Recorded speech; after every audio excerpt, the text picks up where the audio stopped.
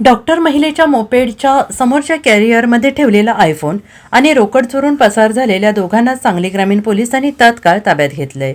त्यांनी चोरलेला मोबाईल आणि रोकडसह गुन्ह्यात वापरलेली मोटार कारही पोलिसांनी जप्त केली. तेजस तानाजी पाटील वय वर्ष 27 आणि अनिकेत लक्ष्मण जाधव वय वर्ष 25 दोघे राहणार राजवाडा चौक बुधगाव अशी त्यांची नावे असल्याची माहिती पोलीस निरीक्षक अभिजित देशमुख यांनी दिली आहे.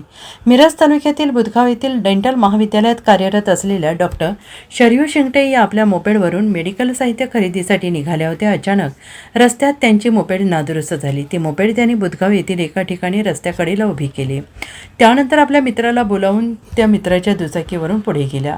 त्या पुन्हा आपल्या मोपेडजवळ आल्या असल्या त्यावेळी मोपेडच्या समोरच्या कॅरियरमध्ये ठेवलेला आयफोन आणि 9,500ची रोकड चोरीला गेली होती आणि याबाबत त्यांनी सांगली ग्रामीण पोलिसात फिर्याद दिली. या चोरीचा तपास करत असताना ग्रामीण पोलिसांना बुधगाव बिसूर रस्त्यावर चोरीचा मोबाईल विक्री करण्यासाठी दोघेजण आले असल्याची माहिती पोलिसांना मिळाली.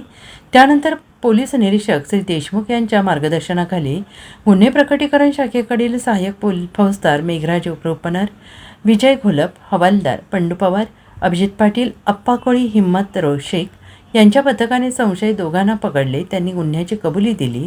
त्यांनी चोरलेला मोबाईल आणि रोकड पोलिसांनी जप्त केली. त्याचबरोबर या दोघांनी या गुन्ह्यासाठी वापरलेली मोटार कार ही पोलिसांकडून जप्त करण्यात आली आहे. Bureau report SBN Marathi Sangli.